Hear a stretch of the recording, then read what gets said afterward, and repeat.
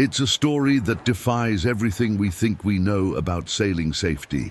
What the Coast Guard discovered that grey December morning off the coast of Cape Cod would rewrite the safety manuals and haunt marine investigators for years to come. A 42-foot sailboat equipped with the most recommended safety upgrades money could buy lay capsized in 30-foot seas with its owner trapped beneath the hull. The irony was so profound, it seemed like a cruel joke from the ocean itself. The very modifications designed to save his life had sealed his fate. This isn't just another tale of the sea's unpredictability.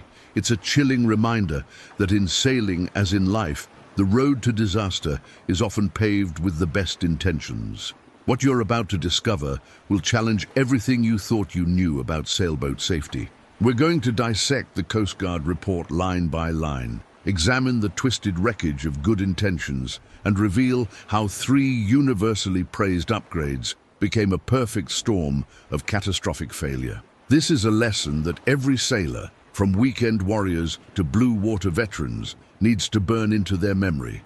Because what happened to David Morrison could happen to any one of us who puts too much faith in technology and too little in understanding the complex dance between man, machine, and the merciless sea. David Morrison was not your typical weekend sailor. At 54, he was a meticulous man who had spent his entire career as a structural engineer, designing bridges that would stand for generations. His colleagues knew him as someone who never cut corners, never accepted good enough, and never made a decision without consulting at least 3 different sources. When David spoke, people listened because his words carried the weight of decades spent calculating stress loads and safety margins. His wife, Sarah, often joked that he approached everything in life like he was designing the Golden Gate Bridge, with obsessive attention to detail and an almost paranoid focus on worst-case scenarios.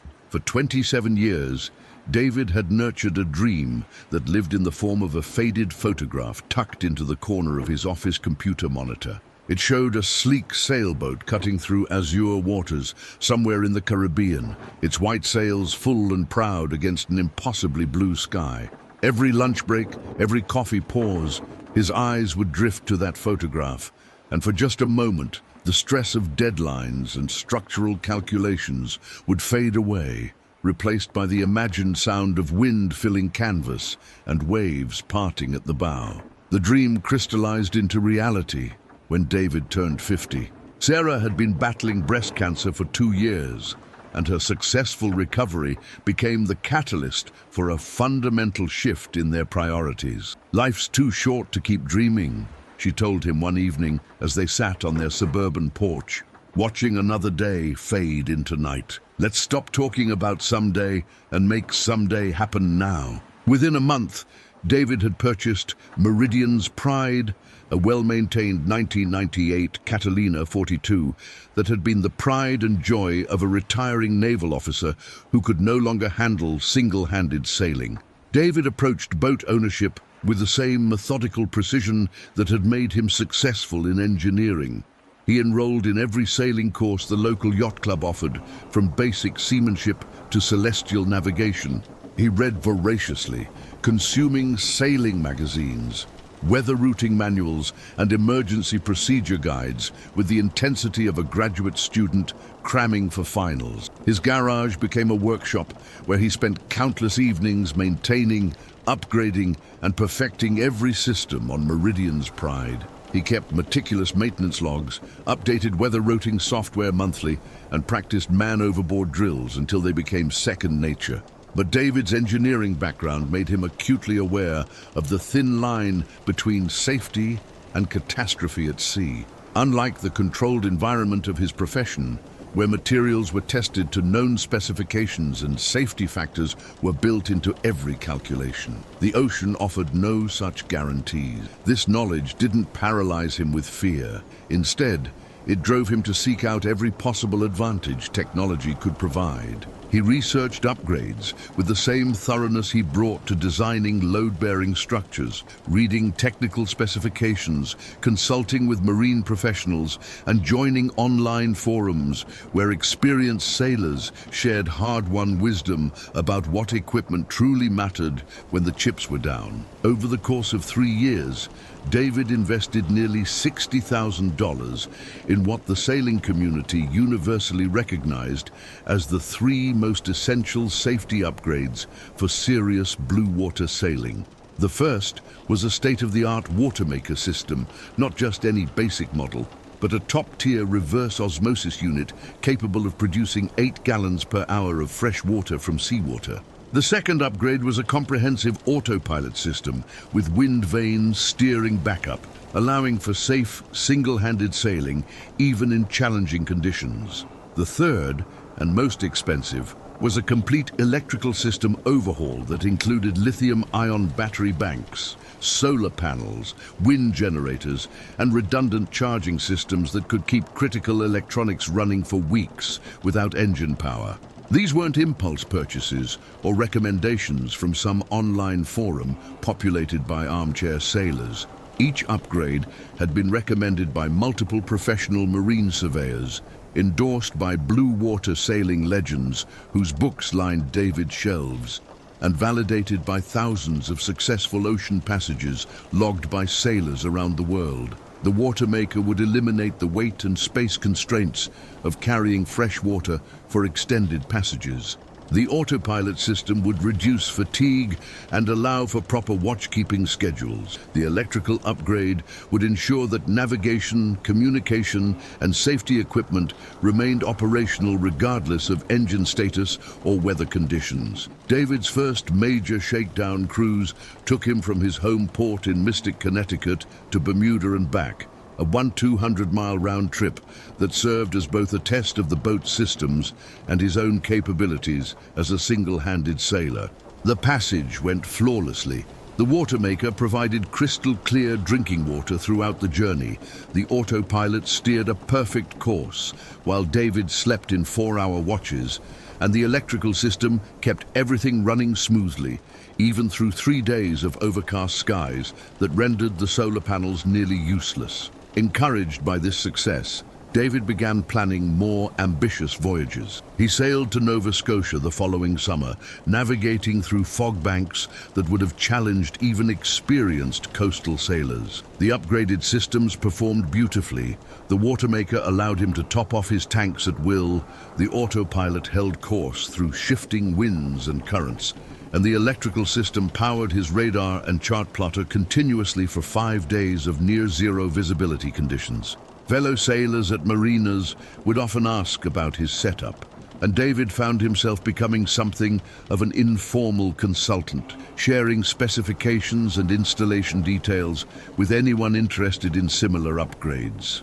By his 3rd year of serious sailing, David had logged over 10,000 nautical miles, including passages to the Caribbean, multiple trips to Canadian maritime provinces, and a challenging single-handed delivery from Norfolk to Boston that took him through some of the most treacherous waters on the East Coast. Meridian's pride had become a floating testament to thoughtful preparation and quality equipment. David's logbooks read like engineering reports, with detailed performance metrics for every system, maintenance schedules plotted out months in advance, and contingency plans for various failure scenarios. But success can be a dangerous teacher, especially when it whispers that preparation and technology have conquered uncertainty. David began to feel a quiet confidence that came not from arrogance, but from the rational assessment of risks properly mitigated. His systems had been tested in real conditions and had performed flawlessly. His skills had been honed through thousands of miles and hundreds of hours at the helm.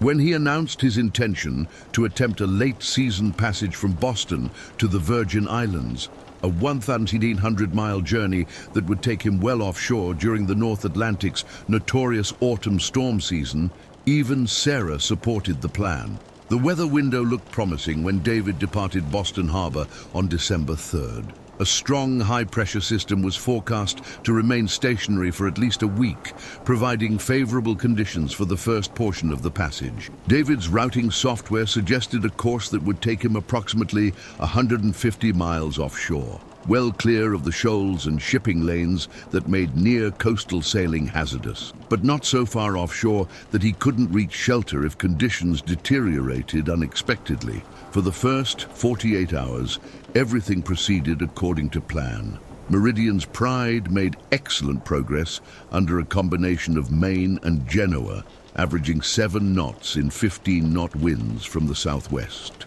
The Watermaker churned out fresh water on schedule. The autopilot tracked the programmed course with minimal adjustment, and the electrical system showed all green lights across the board. David's log entries from this period reflect the quiet satisfaction of a plan coming together perfectly. Day 2, 14:30, GMT, position 39°42 N, 69°18 W, making 7.2 knots on course 165°, all systems nominal. Weather forecast holding steady. Feeling good about this passage. What David couldn't know was that 400 miles to the southwest, a weather system was developing that would challenge every assumption built into his careful preparations. A low-pressure area that had been forecast to remain weak and disorganized was instead rapidly intensifying, drawing energy from unusually warm Gulf Stream waters and beginning to exhibit the characteristics of a late-season tropical storm. By the evening of December 5th, what meteorologists would later classify as a bomb cyclone was moving northeast at nearly 30 knots, directly toward David's projected position. The first indication that conditions were deteriorating came not from David's weather instruments, but from an increasingly uncomfortable motion as Meridian's Pride began encountering the long rolling swells that precede major weather systems. David had experienced rough weather before and wasn't immediately concerned. His boat was well found, his systems were functioning perfectly, and his course would keep him well away from the storm's projected center. According to his weather routing software, he would experience no more than 30-knot winds and 8-foot seas, challenging conditions, but well within Meridian's Pride's capabilities and his own comfort zone. But weather is not an engineering problem with predictable solutions. By midnight on December 5th, the wind had increased to 25 knots and was backing toward the southeast, a sure sign that the storm system was both larger and closer than forecast. David reduced sail to a double-reefed main and a small working jib, a conservative approach that prioritized safety over speed. The autopilot continued to steer efficiently, making small corrections to hold course as the seas built and the boat's motion became more pronounced. At Do 3 Zo GMT on December 6th, David made the last entry in his logbook that would be written in his own hand. Wind now 35 knots SE, seas 10-12 feet and building. Autopilot handling conditions well. Watermaker secured due to boat motion. All essential systems operational, considering heading more northerly to clear storm center. Udib, what happened over the next 6 hours would be reconstructed later from electronic records, Coast Guard radar data, and the grim physical evidence recovered from Meridian's Pride's wreckage. The weather system had undergone explosive intensification, a phenomenon that occurs when atmospheric conditions create a feedback loop that rapidly deepens a low-pressure system. Winds that had been forecast to peak at 30 knots instead reached sustained speeds of 65 knots, with gusts exceeding 80 knots. Seas that should have topped out at 8 feet instead built to 25 feet, with occasional waves reaching 35 feet. Under these conditions, the 3 upgrades that had made David's previous passages so successful began to reveal their hidden vulnerabilities. The Watermaker, mounted in the forward section of the boat to take advantage of available space, had been secured when the violent motion made operation impossible. But the unit weighed nearly 200 pounds and was connected to the boat structure through mounting brackets designed for normal sailing loads, not the extraordinary stresses imposed by a boat being thrown around by 30-foot waves. At approximately 06:30 GMT, as Meridian's Pride was lifted by a particularly large wave and then slammed down into the trough behind it, the mounting brackets for the Watermaker failed catastrophically. The heavy unit broke free from its mounting points and became a 200-pound projectile inside the boat's cabin, smashing through internal bulkheads and damaging both the electrical panel and the through-hull fittings that provided raw water intake for various systems. The electrical system upgrade, which had performed so reliably under normal conditions, now became a liability as seawater began entering the boat through the damaged through hulls. The lithium-ion batteries that provided such excellent power storage were extremely sensitive to water intrusion. When seawater reached the battery compartment, the resulting chemical reaction produced hydrogen gas and caused thermal runaway in the battery cells. What had been the boat's most reliable power source became a fire hazard that filled the cabin with toxic fumes and smoke. But it was the failure of the autopilot system that ultimately sealed David's fate. As the boat's electrical system began failing, the autopilot lost power and disengaged, leaving Meridian's Pride to wallow beam to the seas. In conditions where precise helm control was essential for survival, David found himself below deck, fighting fires and attempting to control flooding, unable to maintain the constant attention to steering that the conditions demanded. The Coast Guard received David's first distress call at 09:15 GMT. The transmission was brief and broken by static. Mayday! Mayday! This is sailing vessel Meridian's Pride. Position approximately 38°50 N, 67°30 W. Taking on water, electrical fire, request immediate assistance. The transmission cut off abruptly and was never resumed. Coast Guard helicopters launched from Cape Cod found Meridian's Pride at 11:47 GMT, capsized and floating hull up, approximately 180 miles southeast of Chatham, Massachusetts. David Morrison was found trapped beneath the overturned hull, killed not by drowning, but by blunt force trauma inflicted when the Watermaker broke free from its mounts. The irony was complete and cruel. The safety equipment designed to keep him alive had become the instrument of his destruction. The Coast Guard investigation that followed would consume 8 months and involve marine engineers, metallurgists, electrical systems specialists, and weather reconstruction experts. The final report ran to 247 pages and included detailed analysis of every system failure, every design decision, and every sequence of events that led to the tragedy. The conclusions were as sobering as they were unexpected. The Watermaker failure analysis revealed that while the mounting system was adequate for normal sailing conditions, it had never been tested for the extraordinary loads imposed by extreme weather.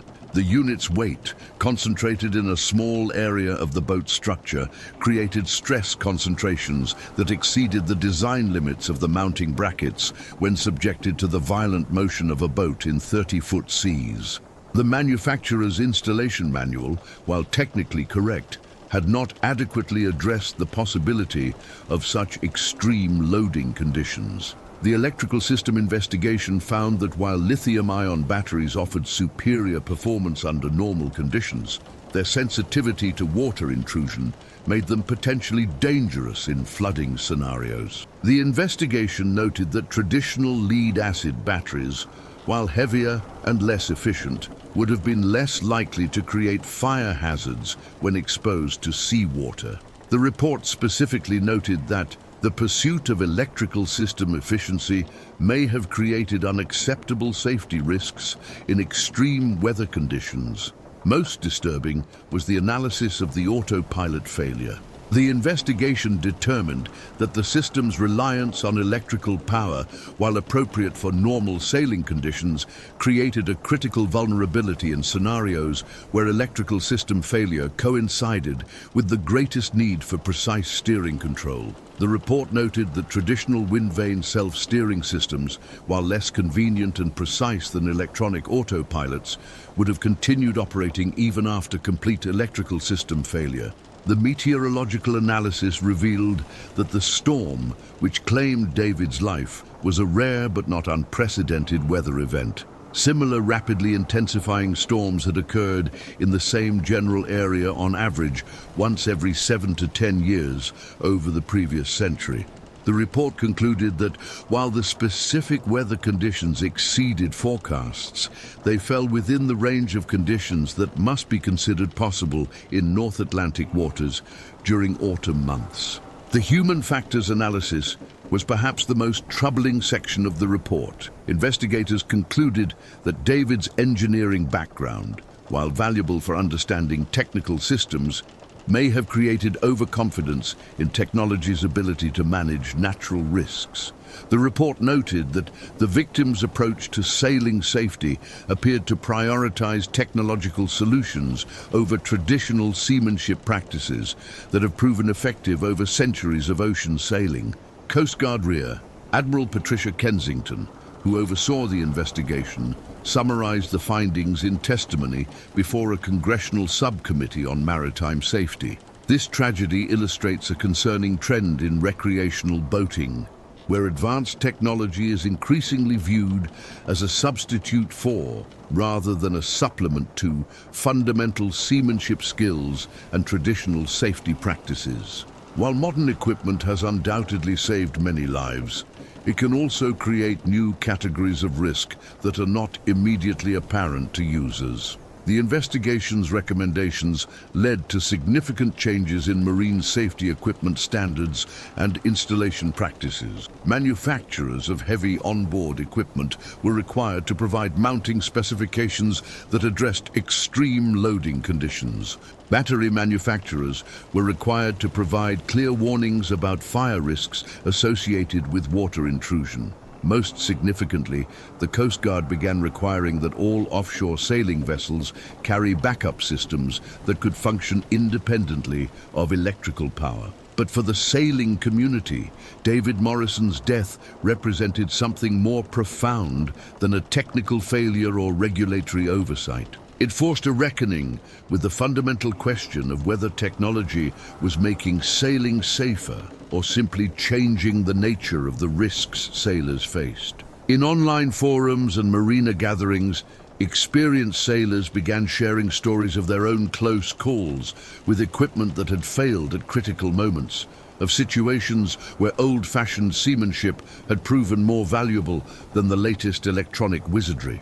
The 3 upgrades that killed David Morrison, Watermaker, Electrical System, and Autopilot, remain among the most popular and widely recommended modifications for serious sailing boats.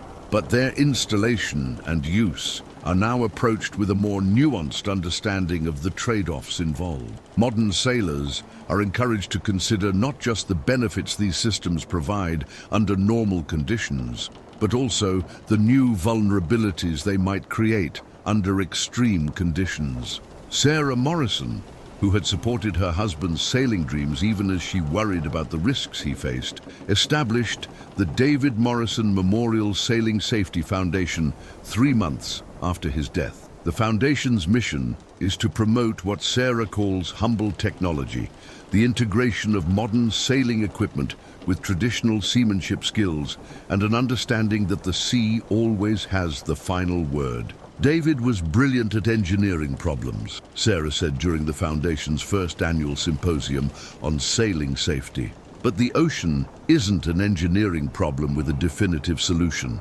It's a living system that demands respect, humility, and the wisdom to know that no amount of equipment can substitute for sound judgment and seamanship skills. David's death wasn't the result of bad equipment or poor planning.